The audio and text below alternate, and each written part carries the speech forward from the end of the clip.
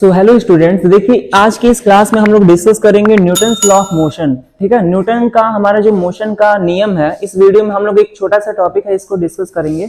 और देखिए ये बहुत ही इसके बारे में, इस टॉपिक के बारे में हम लोग ग्रेजुएशन में भी पढ़ते हैं और यहाँ पे हम लोग को 12th और 10th के लेवल पर भी इसको जानना होता है।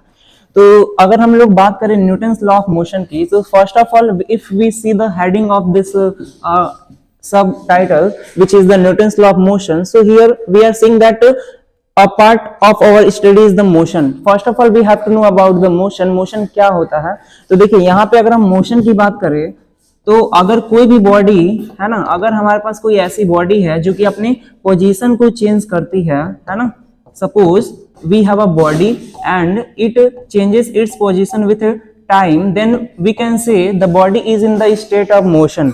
और देखिए जब कभी भी मोशन की बात होती है तो यहाँ पर हम लोग इसके साथ एक और इसके एक ब्रदर की बात करते हैं जो कि हमारा है रेस्ट, है ना।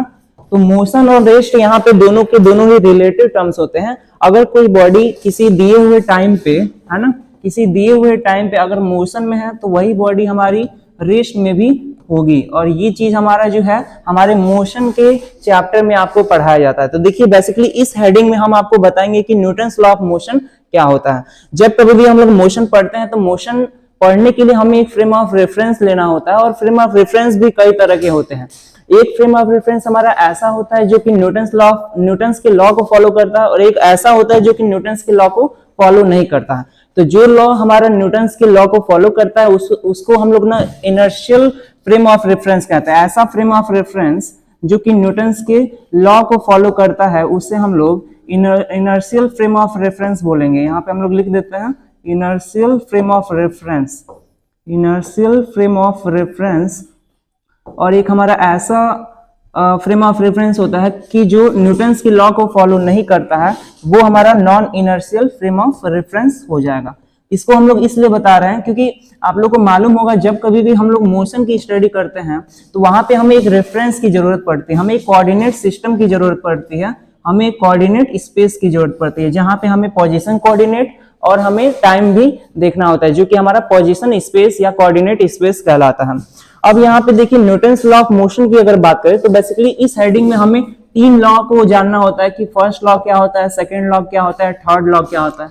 ये बेसिकली एक छोटा सा वीडियो, इसमें हम ज्यादा कुछ नहीं बताएंगे। देखिए अगर हम न्यूटन्स के फर्स्ट लॉ की बात करें तो न्यूटन का फर्स्ट लॉ क्या कहता है, और फर्स्ट लॉ बताने से पहले हमें कंसेप्ट जानना होगा रेस्ट क्या होता है और मोशन क्या होता है। तो देखिए कब हम किसी बॉडी को कहेंगे कि वो बॉडी हमारा रेस्ट में है, सपोज कीजिए अगर हमारे पास ये हमारा पेन है तो अगर ये पेन अपना पोजीशन जो है टाइम के साथ चेंज नहीं करता है, सपोज कीजिए अगर हम 5 बजे देख रहे हैं तो ये पेन हमारा यहाँ पर है, 6 बजे देख रहे हैं तो भी हमारा पेन यहाँ पे है, उस केस में हम कहेंगे कि ये जो हमारा पेन है वो रेस्ट में है। लेकिन अगर हमारा बॉडी ऐसा है कि जो अपने पोजीशन को टाइम के साथ चेंज करता है, यानी अगर 5 बजे हम देख रहे हैं तो वो इस पोजीशन पे और 6 बजे देख रहे हैं तो इस पोजीशन पे है, तो ऐसा जो हमारा बॉडी होता है उसको हम लोग कहेंगे मोशन में। यानी कि हमें देखने को मिलेगा कि पहला जो कंडीशन हमने बताया वो हमारा रेस्ट का कंडीशन है और दूसरा हमारा मोशन का कंडीशन है।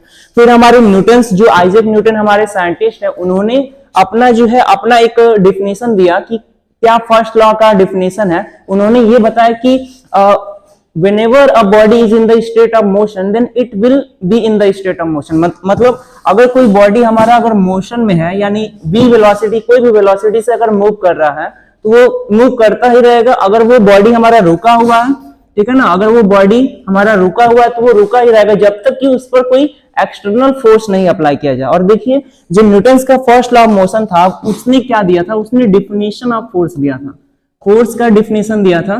और जो कि हमारे इस पूरे हिस्ट्री ऑफ, अगर हम मैकेनिक्स की बात करें तो इसमें बहुत इसका यूज है। अगर हम सेकंड लॉ की बात करें तो सेकंड में हमें क्वांटिटी ऑफ फोर्स, हमें फोर्स को कैसे कैलकुलेट करना है इसके बारे में पता चलता है। What is the force, he had defined that force is directly proportional to the change of linear momentum with respect to the division of its time. That is, we can say the force is directly proportional to the rate of change in momentum, which is the dp by dt, or we can simply say that p2 minus p1 upon t2 minus t1। ये हमारा कुछ definition है, basically हम छोटा सा video बना रहे हैं। फिर अगला जो है थर्ड लॉ ऑफ मोशन। देखिए सेकंड लॉ ऑफ मोशन ही हमें ये बताता है कि फोर्स जो होता है वो मास इनटू एक्सेलरेशन होता है। है ना, जो कि बहुत ही इंपॉर्टेंट है। और फोर्स आप लोग जानते हैं, फोर्स को भी यहाँ पे हमने डिफाइन कर दिया फर्स्ट डिफिनेशन में। और जो फर्स्ट डिफिनेशन ऑफ फोर्स है उसमें हम लोग को इनर्शिया के बारे में पता चलता है कि inertia is a property of a body which because of which due to its shape and size it becomes it in its the state of rest और इन द मोशन, है ना। और लास्ट जो है हमारा थर्ड लॉ ऑफ मोशन क्या कहता है, थर्ड लॉ ऑफ मोशन हमारा ये कहता है कि whenever two forces are acting in pairs, या हम ये कह सकते हैं कि हमेशा कोई भी फोर्सेस पेयर में ही काम करते हैं, तब हमारा action is equal to reaction, मतलब हमारा जो एक्शन होता है वो रिएक्शन के बराबर होता है। मतलब हम जितना कार्य करेंगे, है ना, वही कार्य हम पर भी किसी ना किसी दूसरे बल के द्वारा किया जाएगा, which is also we can say in Hindi which is क्रिया बराबर प्रतिक्रिया, ठीक है ना। जैसे हमेशा दो अगर बॉडी है हमारे पास, सपोज कीजिए हमारे पास एक बॉडी है, हमारे पास दूसरी बॉडी है ए बी, तो अगर ए बी पर फोर्स लगा रहा है तो बी भी हमारा ए पर फोर्स लगाएगा, विच इज सपोज कीजिए एफ ए बी हमारा एक फोर्स है, एफ बी हमारा दूसरा फोर्स है, तो यहाँ पे हम ये कहेंगे कि एफ ए बी बराबर एफ बी ए, ठीक है ना। और ये सारा चीज हमारे कंजर्वेशन ऑफ एनर्जी पर बेस्ड होता है, कंजर्वेशन लॉज पर बेस्ड होता है। तो ये बेसिकली छोटा सा हेडिंग था which is the Newton's law of motion, in which I had told you that the definition of force क्या होता है, और फोर्स बराबर mass into acceleration, quantity of force, force को कैसे कैलकुलेट करना है, और फोर्स की एक special property which is the action and reaction, है ना। तो इस वीडियो में हमने आपको बता दिया न्यूटन्स लॉ ऑफ मोशन, कुछ बेसिक चीजें। आई होप आप लोगों को समझ में आया होगा।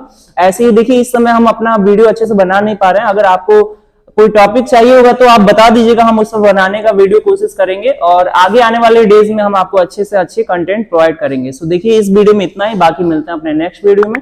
So thank you.